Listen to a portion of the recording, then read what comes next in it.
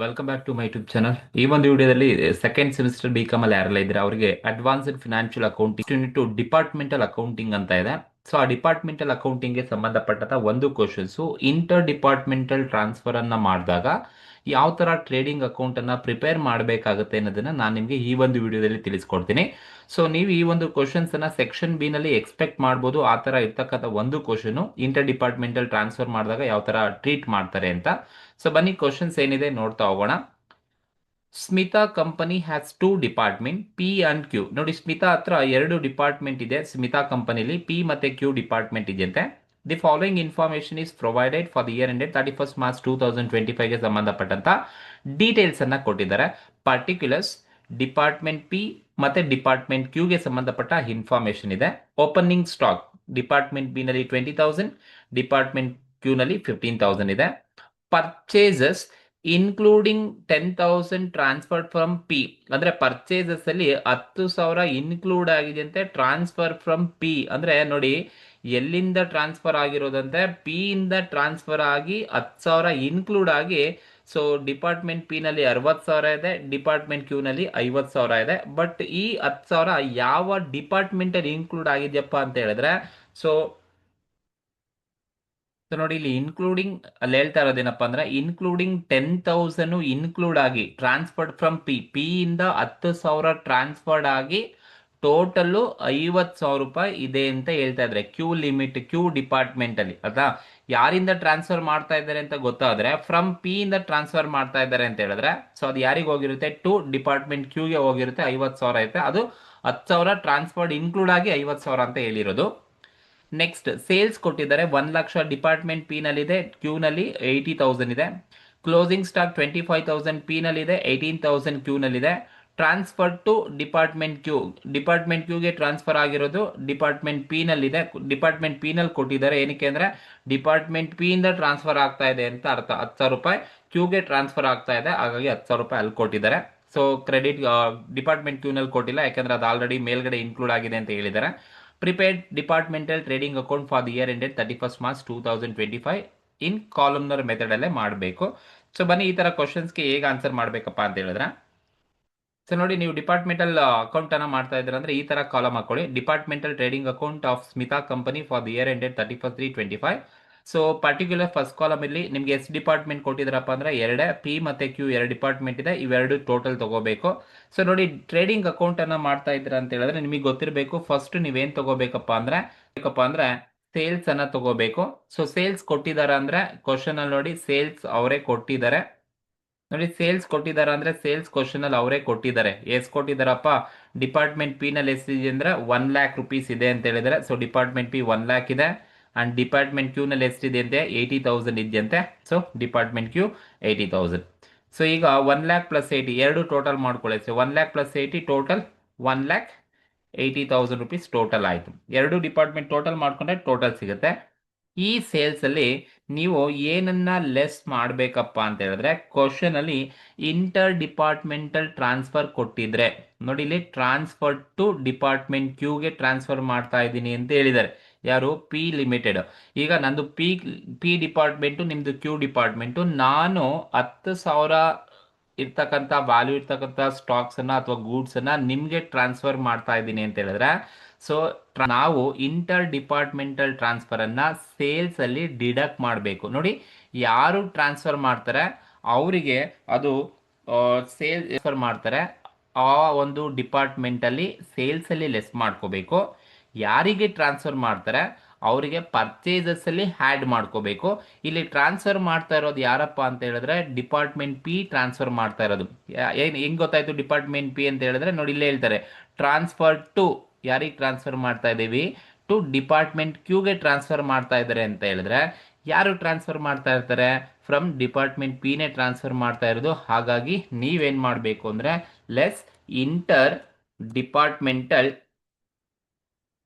Transfer, inter departmental transfer ಅನ್ನ ನೀವು less ಮಾಡ್ಕೋಬೇಕು. ಎಷ್ಟು ಅಮೌಂಟ್ ಟ್ರಾನ್ಸ್ಫರ್ ಮಾಡ್ತಾ ಇದ್ದಾರೆ ಅಂತ ಹೇಳಿದರೆ, 10,000 ರೂಪಾಯಿ ಟ್ರಾನ್ಸ್ಫರ್ ಮಾಡ್ತಾ ಇದ್ದೀನಿ ಅಂತ ಹೇಳಿದ್ದಾರೆ.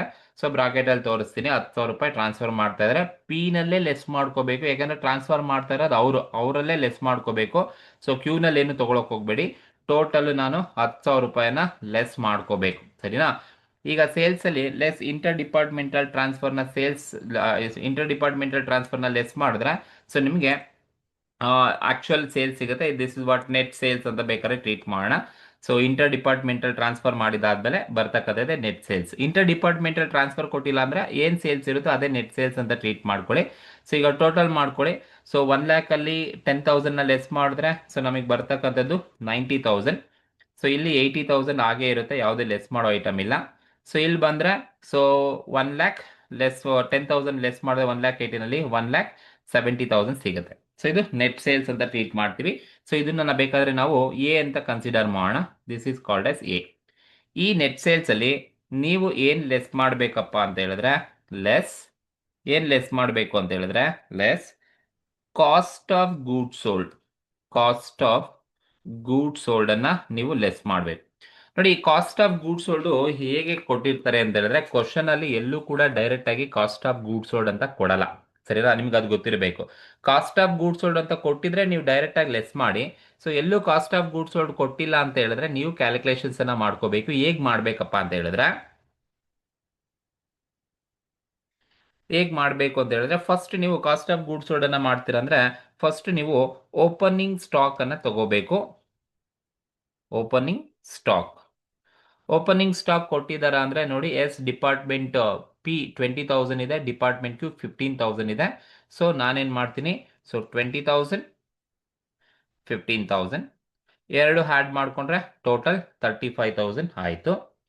ಈ ಓಪನಿಂಗ್ ಸ್ಟಾಕಿಗೆ ನೀವೇನ್ ಮಾಡಬೇಕು ಅಂದ್ರೆ ಏನನ್ನ ಆಡ್ ಮಾಡಿ ಅಂದ್ರೆ ಪರ್ಚೇಸಸ್ ಅನ್ನ ನೀವು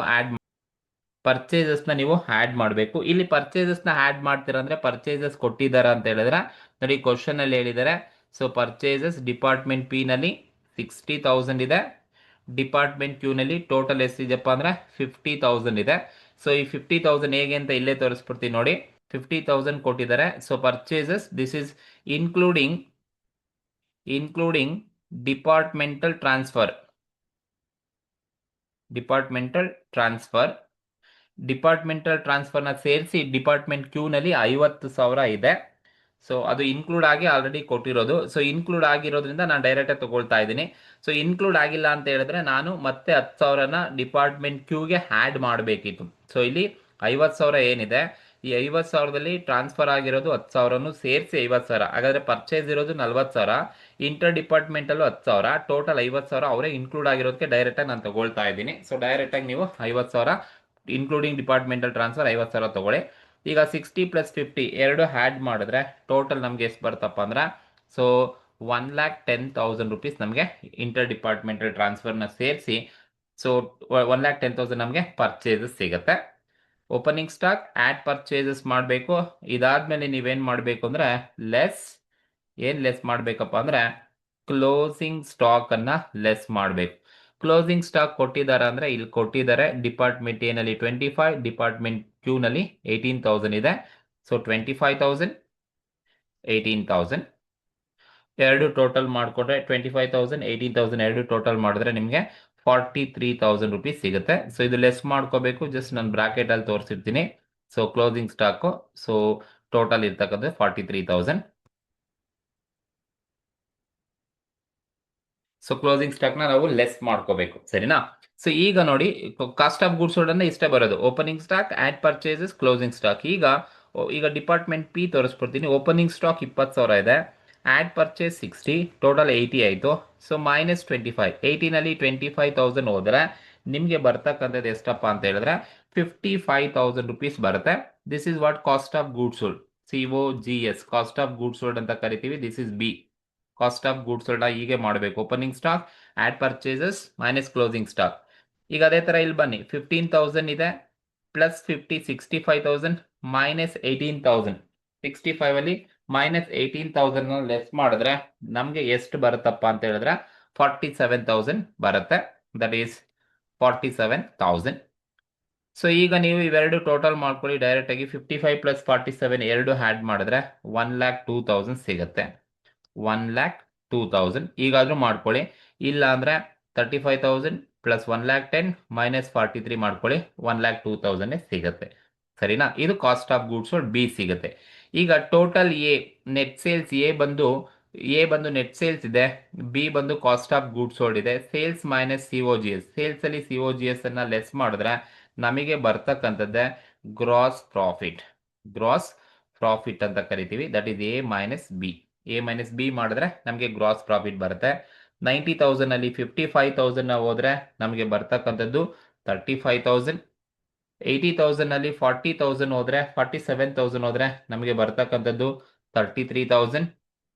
1,70,000 ಅಲ್ಲಿ 1,02,000 ಹೋದ್ರೆ ನಮಗೆ ಬರ್ತಕ್ಕಂಥದ್ದು 68,000.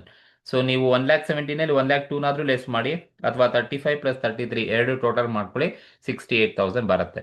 ಸೊ ಇದು ಒಂದು important question. Inter departmental transfer ಅನ್ನ ಕೊಟ್ಟಾಗ ಸೆಕ್ಷನ್ ಬಿಗೆ ಈ ತರ ಕ್ವಶನ್ಸ್ ಅನ್ನ ಕೇಳ್ತಕ್ಕಂಥ ಚಾನ್ಸಸ್ ಇರುತ್ತೆ. ಕರೆಕ್ಟ್ ಆಗಿ ನೋಡ್ಕೊಳ್ಳಿ. ಇಲ್ಲಿ ಆಲ್ರೆಡಿ ಇನ್ಕ್ಲೂಡ್ ಆಗಿರೋದ್ರಿಂದ 50,000 ರೂಪಾಯಿ ಡೈರೆಕ್ಟ್ ಆಗಿ ಪರ್ಚೇಸ್ ಅಲ್ಲಿ 50,000ನೇ ತಗೊಂಡಿದ್ದೀವಿ.